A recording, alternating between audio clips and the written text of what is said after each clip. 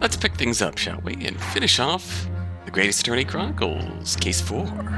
I assume we're going to finish it off, because we're kind of getting there. We're in the late game. We're right in the midst of the Battle of Garrideb. Yes, on the day you're referring to, the wife and I did have a bit of a skirmish. Can't recall the reason now. Knocked a candlestick over and set fire to the carpet. Soon had it out, though, and got the window open. Meanwhile, I was picking up whatever I could find to throw at him. Plenty of knives around our place. Can't say I noticed if one or two went missing, I'm afraid. If that belly thing in the victim's back really was one of ours, you'll have a job proving it, I think. That is going to be the last holdup, isn't it? How do we prove that this knife came from the Garrideb's place? Because Van Zeeks inadvertently gave us a means of getting around the last hurdle of how did the knife cross the street. Well, because the body the victim was on the other side of the street and got moved across the street by the poor downtrodden Rolly Beat. Sounds as though it was quite the battlefield in your household that evening. Although an entirely one-sided assault, it seems. Enemy caught us on the hop, sir. Had no choice but to dig in and take defensive measures. To be honest, if the enemy had kept shelling us for another minute, we'd have been toast. Of course, a veteran such as myself is only too aware that on every battlefield you're just a gnat's whisker from death at any moment. Are we still talking about a marital quarrel here? Well, I must say I'm dubious that this testimony will shed any light on the origins of this jackknife. In combat, one's focus narrows such that surroundings are barely noticed. These witnesses may not be able to offer anything more than they have testified already. This may be a dead end. Van Zeeks may well be right. Well, what are the chances? We only have this last cross-examination to uncover the truth, Mr. Naruhodo. Yes, I'm afraid so. Very well, counsel. Begin your cross-examination. Let's see what comes of it. The Battle of Garrideb. I love the testimony name. Hold it! The reason is what you told us yesterday, I believe. Yes, that's right. If I remember correctly, it all started because of a note that was tucked into the pages of a book belonging to Mr. Garrideb. A rather passionate note, in fact. Mrs. Garrideb found the note, discovering her husband's little secret. She gave him a mighty number of slaps across the face for it, too. What a sordid state of affairs. Hell on earth. I say, when a chap says he can't recall such things, it's common decency not to drag it up. Besides, half of it was wide of the mark anyway. A likely story. These waters run very deep. What transpired next after these multiple blows to the face?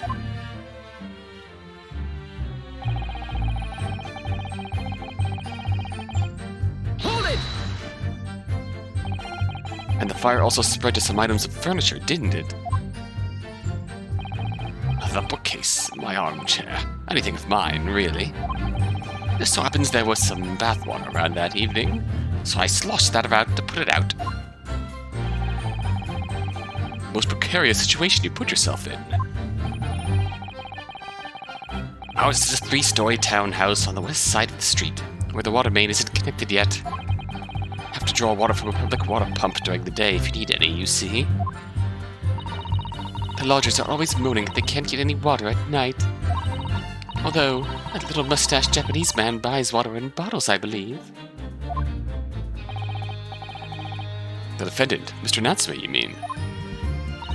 Yes, He receives a stipend from his studies, you know, from his home country. Can you imagine being able to brew a pot of tea at all hours? He's obviously very well off. Have you actually seen the state of the man? Standards for such things are very skewed. I believe he uses all of his income to buy books. Books and water, and maybe a bit of food. Anyway, the point is I was able to douse the fire with water, fortunately enough.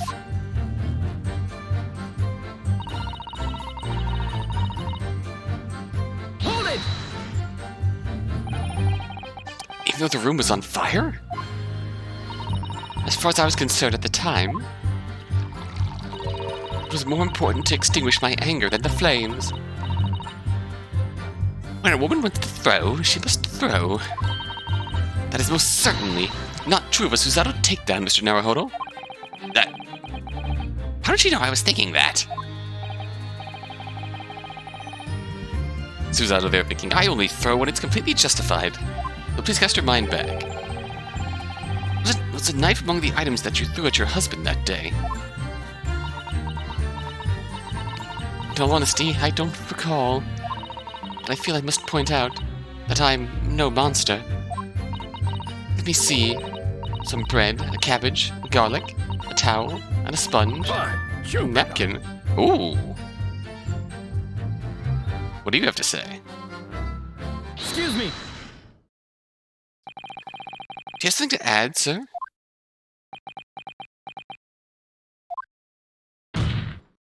Mr. Garrideb. Don't shoot. I'm sorry. I beg your pardon? Did your wife's remark just now bring something to mind? Nothing of any significance, no. Just that the barrage of projectiles the old thing launched in my direction was somewhat more solid than she implies. Books, bricks, and the fire poker, I seem to recall. You're like, how? The woman's aim is uncanny. She stayed a direct hit with every bally. Ah! Good grief, woman, we're not at home now. This is a court of law. Oh, poor John. Oh, dearie me. Ever so sorry, dear. What's she even doing with a teapot in here? Honestly, John, I would never have thrown such things at you, obviously. Well, take a look at this, then. How do you suppose that happened, Your pipe, sir. Had this thing in my hand as usual at the time of the onslaught.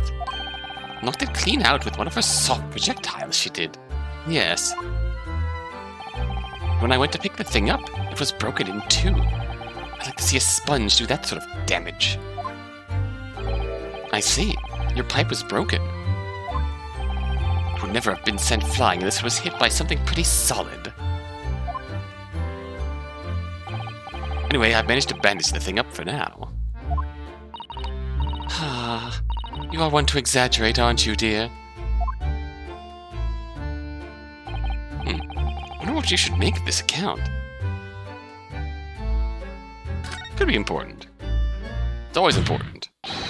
When is it never not important? Really, has there ever been a case in a Phoenix Wright game where it wasn't important? I mean, there may have been a few instances of, like, red herring press accounts, which I can't remember. The only other point I can remember where it's, like, you have to say no is, like, what was it, like, Justice for All, final case? When you have to not show something you say to the killer is not important, then he says something else, then next time through is important, you show evidence. You show it the first time, it's not enough, so to speak. And obviously the Rise from the Ashes where if you show the evidence from Damon Gant's save too early, you get the bad ending. So you have to say no, get Gant to make a comment about it, and then show the evidence to get the court to accept it. And anyways, this war veteran's words only tell us one thing. Betray a fiery wife, and pipes, as well as hearts, may be broken. Sentimental wisdom, perhaps, but hardly worthy of adding to the formal testimony. Indeed, common sense, one might say. Wait, one? In that case, would you at least permit us to examine the pipes, sir? Well, I don't see why not. Oh, dearie me. There you go again, trying to ingratiate yourself with a young lady. Very well. The court will accept the gentleman's pipe as evidence. All right. The Garrideb's pipe obtained. I didn't speak out of turn, Mr. Naruhodo. Never. Speak up whenever you want, Susato. You're precious, and your voice deserves to be heard. I was just feeling rather disappointed for you that your request was turned down. Oh no, it's fine. Thanks to Susato-san, we have some important new evidence to work with. You should examine it carefully. Susato-san, you are always welcome to speak. Please do. Especially when I go all hawk-eyed and silent. Well, you saved my ass so many times. This game already. Well, thank you for that. Rebuttal, Mr. Garrideb. Now, if we could return to the crux of the matter. What could you tell the court about the knife used to attack the victim?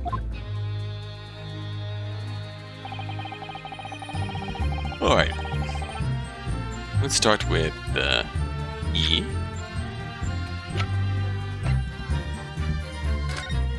Let's see what we can get out of this. Gamer keys.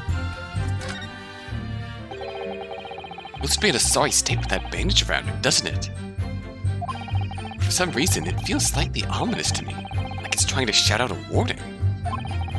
Probably because it's the same blue as Mr. Garrideb's dressing gown. I suppose it must have considerable sentimental value to Mr. Garrideb, given that he's gone to the trouble of repairing it like this. That or he can't afford to replace it. Also true. What? Hold up. Oh, something just twinkled inside the chamber of the pipe there. Yes, I saw it. Something stuck in there, I think. Let's turn it over and give it a shake. What's this? It's a tiny fragment of metal. It looks like the tip of a blade or something. Tip of a blade? Surely it couldn't be. Fragment of metal.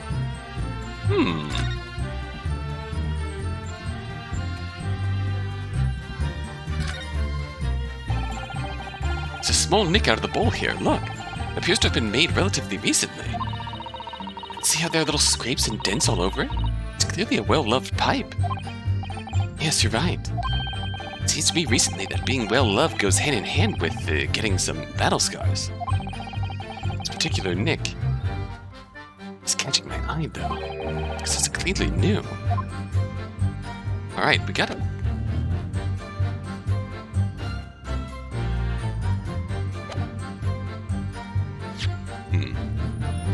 Forget how I control. Okay, this is how I control things here. Oop, gamer keys.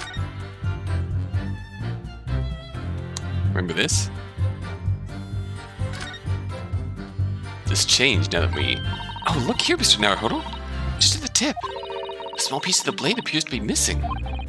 Wait, part of it's missing. Could be wrong, but I've just got a feeling. Remember this? Ah, that's the tiny fragment of metal that we found inside Mr. Garrideb's pipe. Yes, and just maybe... Oh my, it's a perfect fit! Somehow I just knew it. Aha! Now how do we apply this knowledge? Let's just finish going through this testimony first, and then try and figure out how to apply this knowledge. Sorry, would you care to elaborate? Nothing to say, really. Rather partial to a spot of carving, you see. Pipes and whatnot. Fishing tackle. You know the sort of thing. It's a passion we both share. I like to carve little wooden trinkets too. And then there's my leatherwork. Sorry to say, we're always losing knives around the place. We have dozens of the things. They sell them at the market sometimes. 20 for the price of 19. Needless to say, I'd snap them up. Buy 19, get one free. John prefers to use 2 knives at meal times, too, instead of a knife and fork. Now, Joan, we don't want people thinking I'm some kind of savage. Ah! Here we go again with the scoldings. Why are they being so evasive? I imagine it's because they don't want to believe it. They can't bear the thought that it might have been one of their knives that injured the victim. Which is entirely understandable, of course, but still. Go on with your testimony, witnesses. Sir!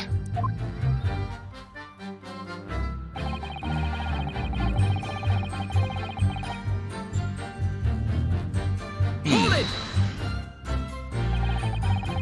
So you have no intention of admitting it was your knife, unless we can produce proof.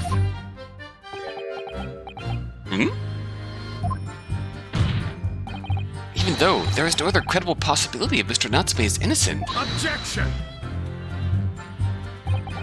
You forget, my Nipponese friend, that it has yet to be established that the accused is not responsible for the attack. As if I could forget. Like there was some way to know who had handled the knife. I suppose wizardry like that is just a dream. Yeah. Perhaps you're thinking of fingerprinting, Mr. Naruhodo. Oh. What? You mean it's not a dream? That sort of wizardry really exists? Whenever people touch anything, they leave behind a unique pattern from their skin. Or so they say. But I can't see anything. There are already countries in the world where these so-called fingerprints can be used as evidence. Lord Strongheart is currently discussing the matter at the Ministry of Justice. Yes, I believe we are rapidly approaching an era of scientific methods of investigation. Where's Emma Sky's ancestor? But for now, we shall have to find an alternative method of proving our assertion. That this knife found in the victim's back was originally in Mrs. Garrideb's house. Oh, if only I could transplant this whole incident to several years in the future. That's the extent of their testimony, is it? What do you think, Mr. Naruhodo? Well, I think we've heard all this before, to be honest. Can't say I'm particularly confident that we'll be able to prove anything new from this testimony. But in this cross-examination, it's absolutely essential. You establish how this knife came to be at the scene of the incident. Yes, I know. I'm sure both of them must be feeling very worried. Worried that it was in fact a knife belonging to one of them that caused the victim's injury. We could find even a tiny shred of evidence to support that theory.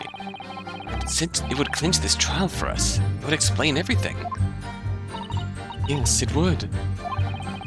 So for Soseki-san's sake, we must find that last crucial piece of evidence.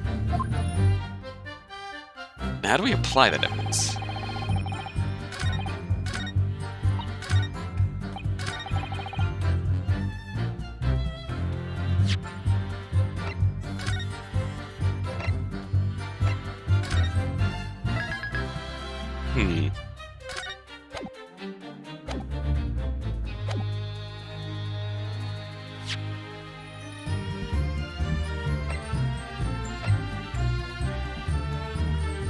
Well, that's interesting. The tip of which was found... The tip of which is broken off and was found in Mr. Garrideb's pipe bowl. I didn't even realize that updated that evidence. But... Objection! False! But his last statement is clearly at odds with this piece of evidence. I'm sorry, Counsel, but I fail to see the connection. Oh!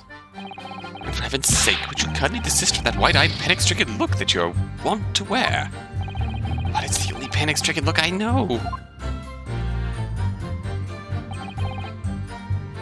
Okay, let's try...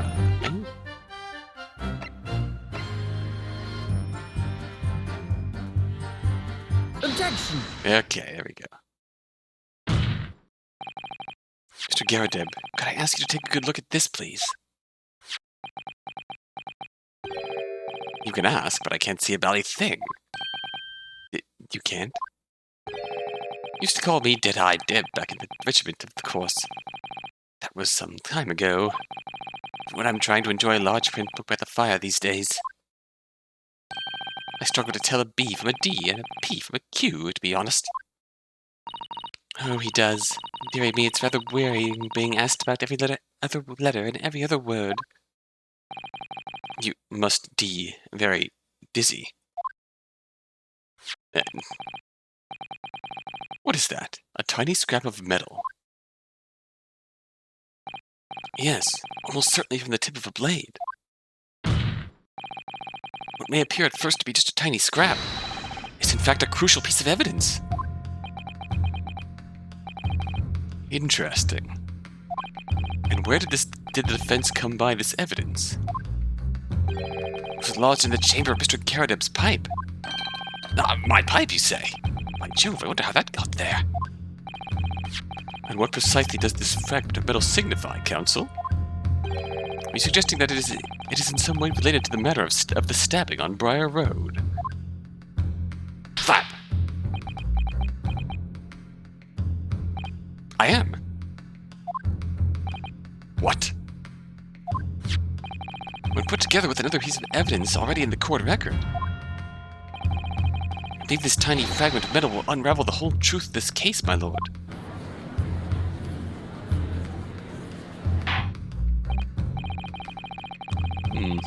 You appear rather confident in that extraordinary statement, Counsel. Very well, then. Present the pertinent evidence to the court. Evidence when paired with this fragment of metal allegedly reveals the truth of this entire case. Take that! This is a knife that was found in the victim's back. If you look closely, you will see that there is a small piece at the tip of the blade that is missing. A common issue with the inferior blades sold at unsavory street markets. Criminals who use them regularly leave the tips lodged in their victims' bodies.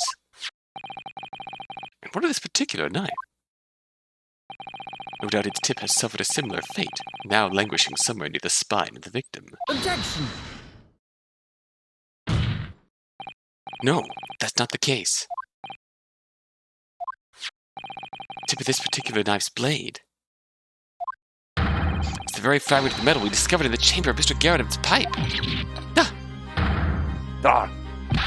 Good grief, Lord Van Zeeks. I don't believe it. The knife for the crime scene, this fragment of metal, are a perfect match.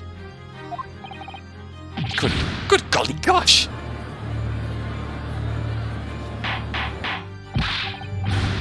Just notice the hole in Mr. Garrideb's jacket.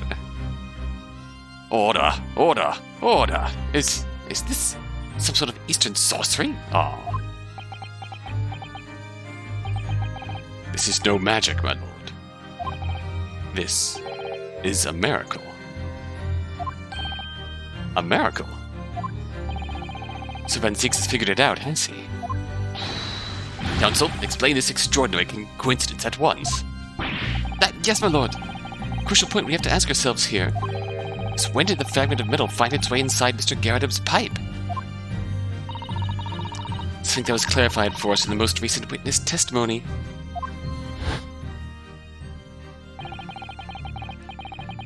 I had this thing in my hand as usual at the time of the onslaught. Not to clean out one of her soft projectiles she did. Yes. Would never have been sent flying unless it was hit by something pretty solid. Uh-oh. Oh, dear me. During the argument between these two that occurred just as the victim was on the pavement below, Mrs. Garrideb flung this knife at her husband. However, the knife missed Mr. Garrideb, instead striking the pipe in his hand at the time, which caused the tip to break off, of course. Good lord! Yes, and that is when the tiny tip of the blade found its way inside Mr. Garrideb's pipe. The chances of that are 1,000,000 to 1. And yet there's no other credible explanation for how the tip of the blade ended up in your pipe. Then after losing its tip, the knife ricocheted off the pipe and flew out of the open window. Duh.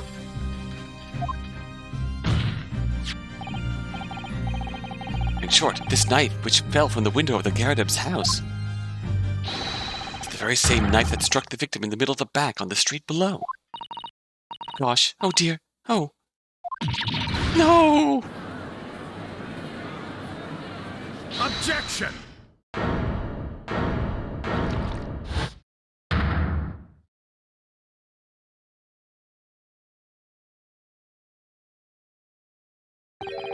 A full-bodied theory, I'll give you that.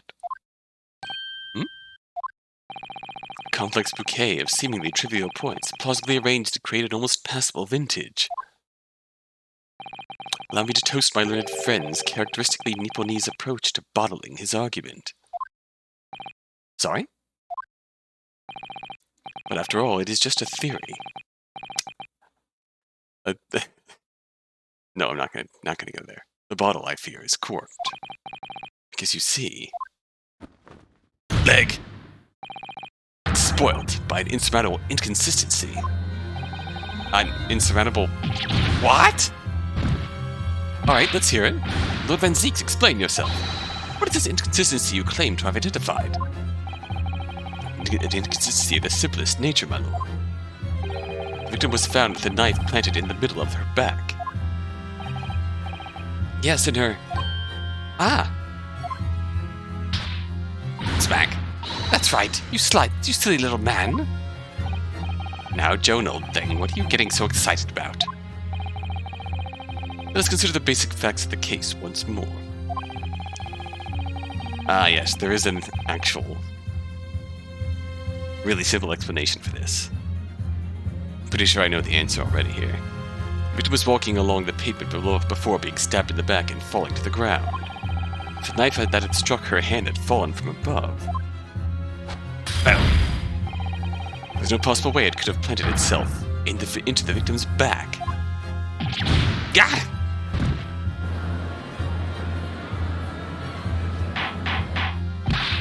Order! Order! Quite right, you see? That's exactly right. If the knife had fallen on her from above, it would have struck her on the top of the head. Well,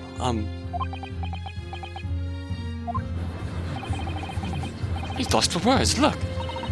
I knew it. Never liked his theory in the first place. I don't know, though. What really did happen? It would appear the defense has made rather a spectacular blunder. A theory is even one inconsistency it cannot stand. Your theory, my learned friend, is history. Come on, Naruhodo. You know the answer already. You were so close. You could see the truth. I was so sure we were on the right track. Now the way has been blocked completely. Just one simple inconsistency. Or in other words, we simply need to eliminate that one inconsistency, and the theory will stand. Mr. Zato! You mustn't worry, Mr. Naruhodo. You were just caught off guard, that's all. And your mind went blank. But if the path you were on is indeed correct, then a way will present itself. The key to this is in the court record. I'm sure. All the information you need is in there. It seems you have nothing to say, my Nipponese friend. Well, your silence speaks volumes. A tacit acceptance of that your theory is fatally flawed. Come on, Naruhodo. Objection! There you go.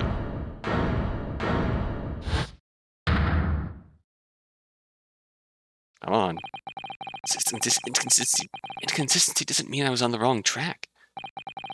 It means that I need to sharpen my mind and dig deeper for the truth. It's a test. Slap. Yes. If the knife fell on the victim from above, there's no way that it could have hit her in the middle of her back. Under normal circumstances, that is. What are you implying? Counsel? There's a piece of evidence in the court record that can explain this inconsistency. The can explain how the knife that fell from above could have pierced the victim's back. You already have the answer. Oh, goodness! Utter madness. Surely this must be the last time. Counsel, present the evidence of which you speak.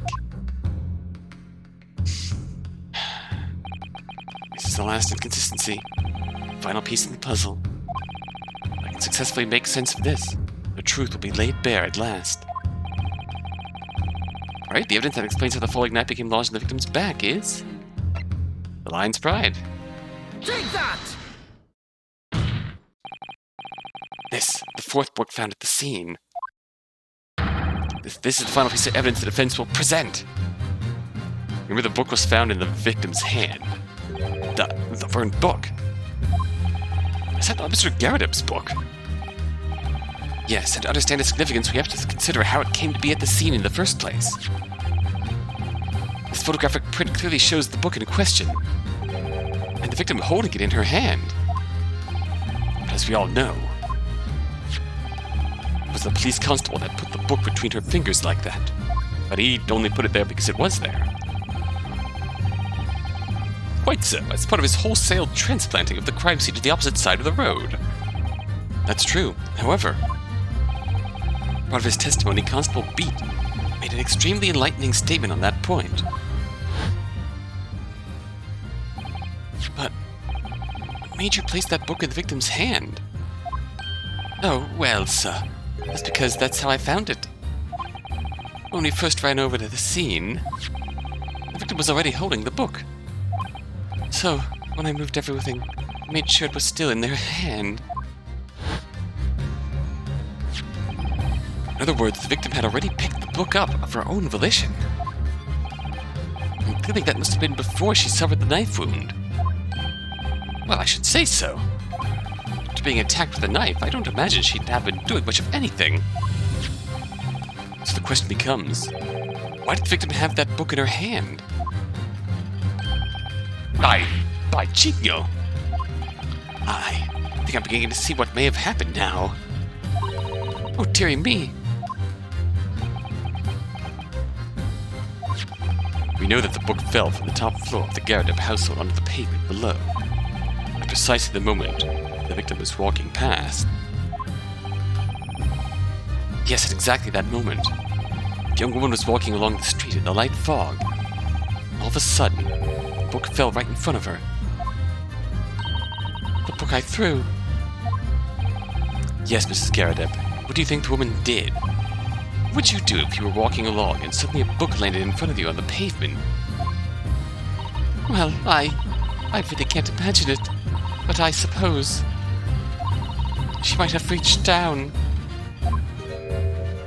Oh, and picked the book up? Yes, that is exactly what the woman in fact did. She picked up the book. Oh heavens! When the woman reached down to pick the fallen book up, what position would her back have been in? That's right, facing the sky, completely and utterly defenseless. Then, in the very next moment, the woman was still bent over picking up the book. There's that gavel noise. The next object fell from the roof above. The jackknife, straight into the middle of her back. At the same time, walking by chance directly behind Miss Green, was the defendant, Mr. Soseki Natsume. Well, I never! Appeared to Mr. Natsume. The woman simply collapsed on the floor. In the dark at the fall, he didn't see the knife falling on her from above. Ah! And from the other direction, the constable and his wife saw no one but the victim and her apparent attacker. So there never was a real culprit to run to the scene in the first place. No, this was nothing more than a series of unlikely events that culminated in an unfortunate accident. And that is the real truth behind this case.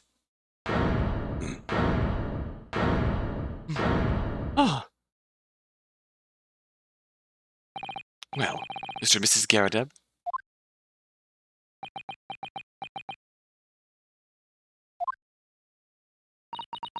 The very first time you showed me that knife, I had my suspicions. I wondered if perhaps it might have been something like that. There, old bean. Poor Mrs. Garrideb. Even now, I do kind of feel bad for her. Of course, I never meant for anything of the sort to happen, but it was all my fault, wasn't it?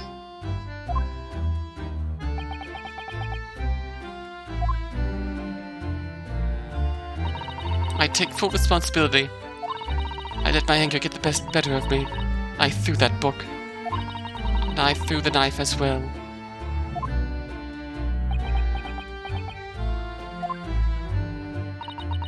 John, dear. It's all right, I know.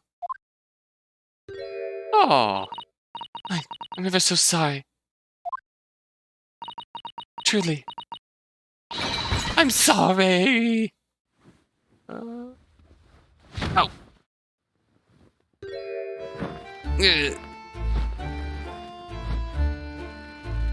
Ah. Oh, your pants are split too, Burr. That's your bloomers.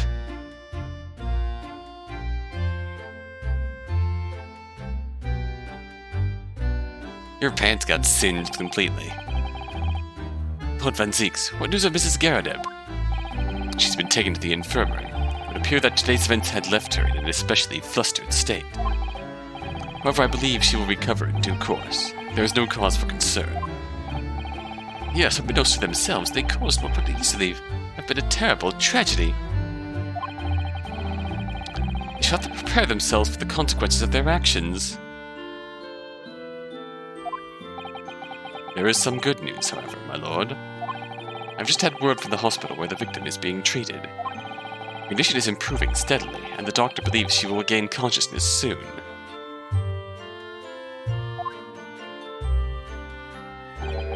It's strange. We've been talking about the victim all this time, but we've never once met her. How wonderful. The woman is out of danger, it seems. Yes, that is good news. So, Mr. Soseki Natsume.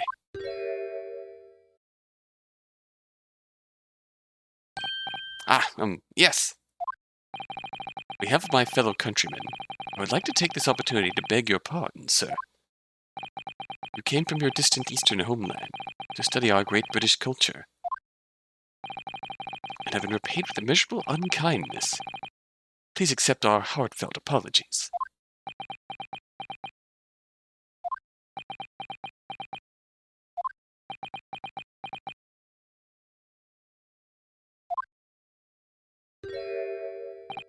No, it's me who should be begging your pardon. Oh no, Mr. Natsume. That evening, when the young woman just collapsed on the pavement before my eyes, I jumped to the wrong conclusion again in my confusion. What conclusion, sir? I was sure that the woman was dead. Yes, Constable Beat said the same thing, didn't he? He thought she had been killed too.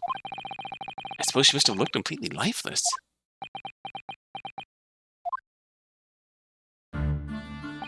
It's been about a year since I arrived in Great Britain now, but I still can't get used to life here. I can't relax. I'm sure there are evil spirits lurking in the fog, like they're haunting me. Poor Soseki-san. His imagination really has got the better of him. Yes, the poor man. That's when it happened. I thought that the young woman had been taken by the fog spirits. I should never have dropped my books like that and run away. I should have called for help, from a doctor, for the police.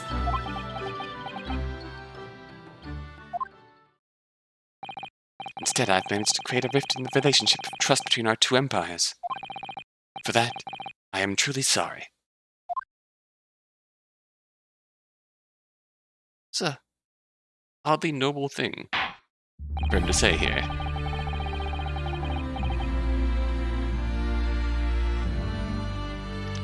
Despite this arguably not being his fault in the slightest, One can indeed say that some sort of mischievous spirit has been at work here, I think. One that created a chain of unfortunate mishaps. We were befooled by this spirit and led to false conclusions. But thanks to Lord Van Zieks and our young lawyer here from the East, that chain has now been broken and the spirit exorcised. I heartily commend you both. Oh!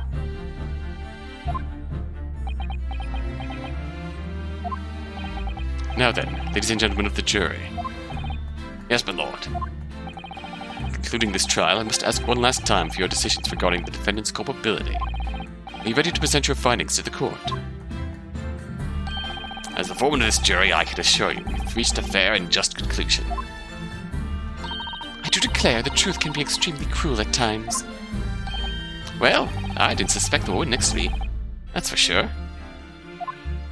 Hi, John. Sitting in for the old bean while she's out of action, you know. But I know what her decision would be. Doesn't mean I'll finally be able to get out of here and start work. Well, it's about time. I say, I'll have a corker of a story to tell the grandchildren when I get home, wouldn't I? Very well, ladies and gentlemen of the jury. I hereby demand your final decisions. Mr. Foreman. Not guilty. Not guilty. Not guilty. Not guilty. Not guilty. Not guilty.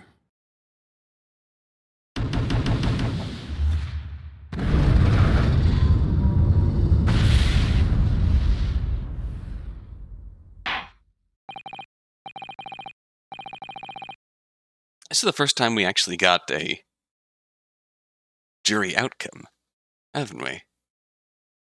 Because in McGilded's trial, the judge made the ruling. Sort of superseded the jury.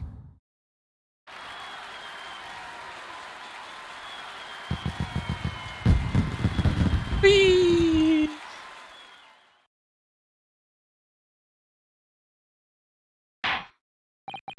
And finally, Mr. Natsume. Oh, yes, Lord Sir. You are now a free man once more. It's my hope that you will continue to further your education in British culture. And may you never again be brought before me. Oh, yes, sir. Of course. My life. I swear I'll never set foot in a courtroom again. I'm transported to tears. Thank you, counsels. Court is adjourned.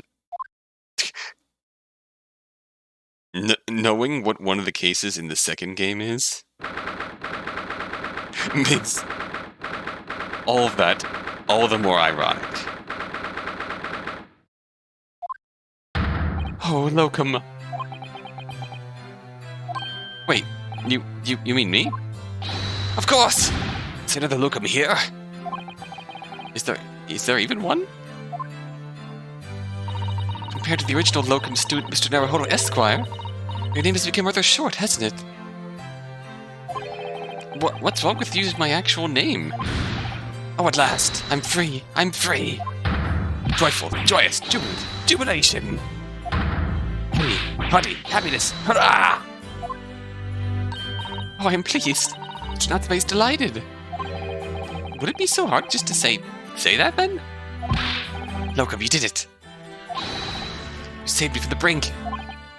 Well, what happened to the poor woman was in no way your fault, after all. I'm just glad everyone can see that now. No, not that. Lovely, loyal, Locum, lawyer. Yes? I mean, as I said before, I have just never got used to life here in Great Britain. Every time I look over my shoulder, I see foreigners. I see towering brick buildings. And from high up windows, I see them looking down on me and laughing. Look at that little hunchback. Oh dear. I'm sure it's all in your head, Mr. Natsume. But hey, you, Locum lawyer, gave my gloom the boot. You stood firm behind that baronial bench for all those babbling British. Battled to the bitter end, laying bare the baffling truth. When I beheld the blinding fireworks among the beams of the Bailey's roof, I bellowed, "Behold, the best barrister ever born!" Well, that's very flattering, and we're very pleased for you. It's just given me wonderful anecdote to recount to my old friends back in Japan. An anecdote? That's what became of all my hard work? Ah, there you are, my dear fellows. I apologize for keeping you waiting. I rose late this morning. Oh, Mr. Sholmes, what a pleasure to see you. I see I'm here not a moment too soon. Disaster has been averted, I'm glad to say. Oh? The trial shall begin presently, Mr. Naruhodo. I wish you the very best of luck. It's just finished. What? No. My haste was in vain. Ah! It's you. Sherlock Sholmes. Oh, have we met, sir? This is Mr. Natsume, the man you had arrested, Mr. Sholmes. Ah, I see. I failed to recognize you at first. All previous encounters have taken place in the gloom. Either of your bleak lodgings or that prison cell. You simply couldn't place that curious face in the light. Charming. Very. This is all your fault. Sherlock Sholmes. You're the reason I had to go through this terrible ordeal. I'm going to give you a piece of my mind. My apologies, sir, but I assure you, I have placed you now. You're the fellow who abandoned that poor young lady and ran off, are you not? Had she been taken to the hospital more urgently, I feel perhaps she would have regained consciousness by now. Oh. Oof, twisting the knife. Metaphorically. But it was unavoidable, I'm sure. We are but human, after all. Anyone would have been shaken by such an experience.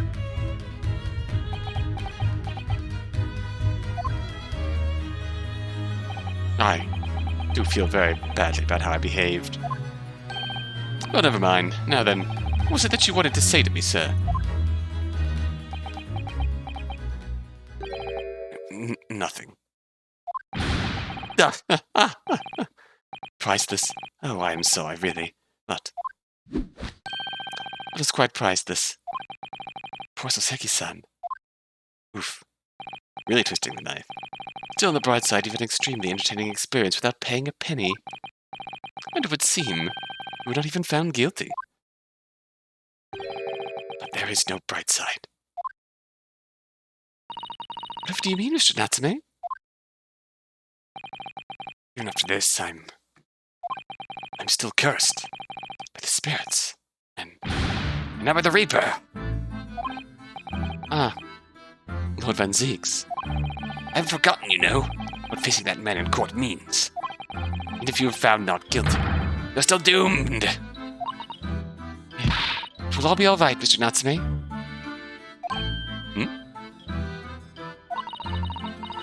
The Reaper appears trying to make trouble. Now give him a Susato toss, or I will protect you. Hey, yeah, not me. The perfectly executed Susato takedown. Just as I like being turned on my head, a bit of warning might be nice next time, Miss Susato. Yes, please. So, Mr. Natsume, what do you intend to do now? You mentioned something about recounting your experiences to your friends back in Japan.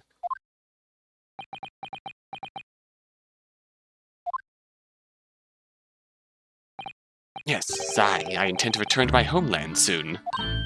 Oh. It has already been a year since I arrived here in Great Britain. I visited universities, libraries, bookshops, been honored with the tutelage of professors. I've learned so much about the wealth of literature here, and the city it has shaped. I've come to realize that it is my calling to sail home and tell my fellow countrymen about it. That's very touching, Mr. Natsume. Or, in perhaps less veiled terms, you wish to withdraw halfway around the world to escape the terror of the Reaper's curse. That's not it at all! The more I learned in literature, the more the strange feeling claws at my insides. I feel compelled to return to my roots and attempt to pen a work of my own. Oh, I see. A work of literature by Soseki-san. Could it be an interesting read? It certainly could. And certainly would. But what about Miss Susato and yourself, Mr. Naruhodo? Sorry? What about us? Will you return to Japan alongside your mustached compatriot? Why would we?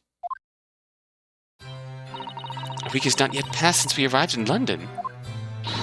Only now does it feel as though we have finally found our feet. And you are accommodated in a hotel at present, are you not? That's right, but we need to find lodgings before it bankrupts us. I've calculated we can only afford another 10 nights before our entire budget is exhausted. Well then, you could take my lodgings. Oh, the window of this room. Ah, but what it lacks in windows, it more than makes up for with a floor, a ceiling, and walls. Charming. Great. And of course, I'd be happy to leave behind the accursed evil spirit. Oh my, an evil spirit. Oh yes, it tries to suffocate you while you sleep. It's an infallible wake-up call. We'll think about it, if that's all right.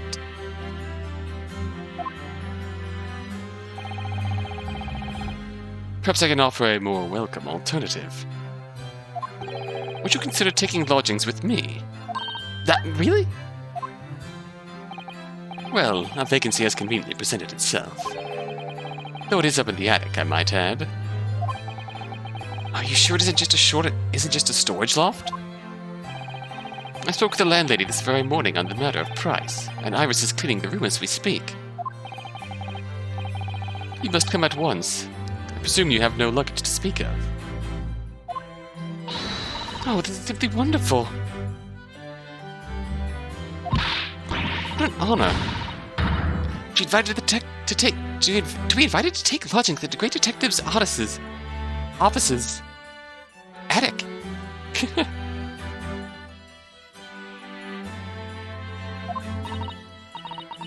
I'm too overcome for words.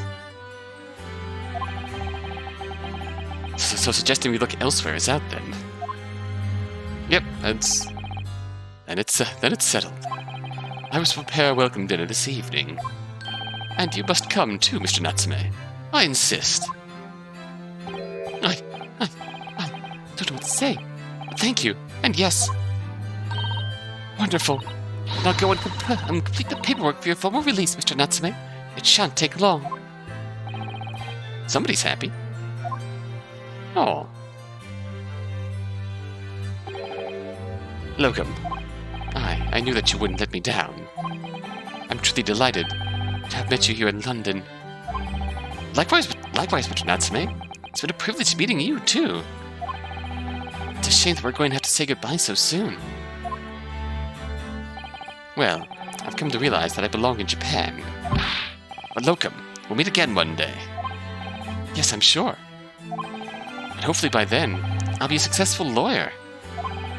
Hopefully by then, I'll be a successful author. Well, my dear fellow, our carriage appears to have arrived. Shall we go, Mr. Naruhodo? Yes, Mr. Sholmes.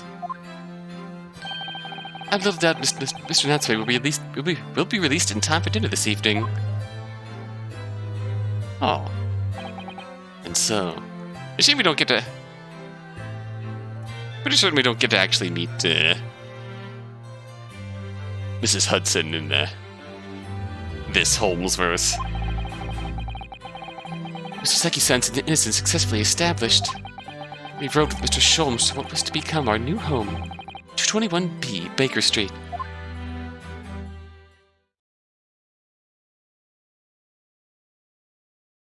There it is.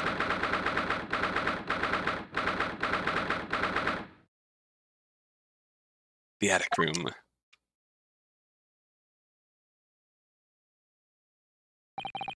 So this is to be our new office, yes. Our office? I rather like the sound of that. Me too. It's simply wonderful, isn't it? I hope you can see this, Kazuma. It's only a small step. But I'd like to think we're getting a little closer to your dream now. So, my dear fellows, do you like the place? Oh, jacketless Holmes. Mr. Sholmes. Yes, thank you so much. It's a delightful room, Mr. Sholmes. I simply adore it. Good, I'm pleased to hear it. Iris and I are delighted to welcome you. I hope everyone's hungry. It's nearly time for dinner. Lead us through as Mr. Natsume arrives. We have a lot to celebrate. Iris, you must let me help you. All right then, Susie. You can be in charge of the salad. Splendid.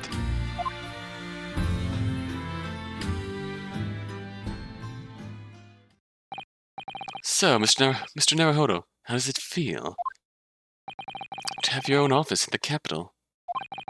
It's very exciting, actually. I can't help wondering what adventures await us.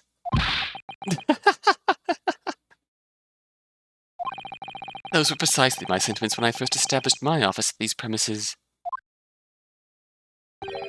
Until I discovered the dark truth about the city of London, that is. Sorry? London is a glorious place, full of wonder, opportunity, prosperity, and mirth. With the brightest of lights casts the darkest of shadows. Shadows? What do you mean? Well, I believe you are well aware of the murkiness that lies behind London's facade already. So once again, Mr. Naruhodo,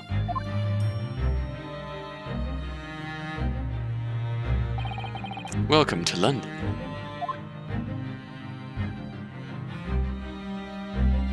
Oddly serious Holmes is a weird feeling. Of course, at the time, I had no idea of the significance of those words Mr. Sholmes so casually spoke. It wasn't long before my turn came to lift the facade and see the true depth of the murk that lay behind it.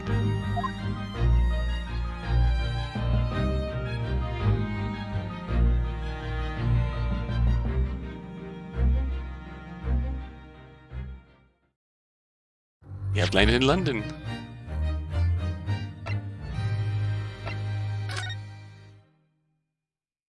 It's time to move on.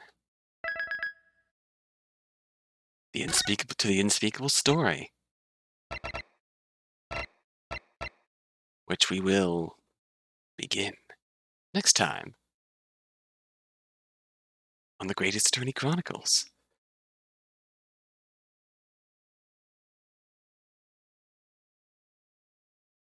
But we do have one crazy final case to go in the first game.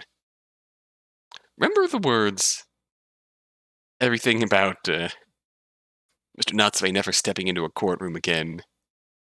We'll see you again someday, Mr. Natsume. Be a successful lawyer by then. Be a successful author by then. Everything about the evil spirits. Maybe it'll come back. Maybe that'll come back around someday. We'll see. Until next time. Until then, thanks for watching.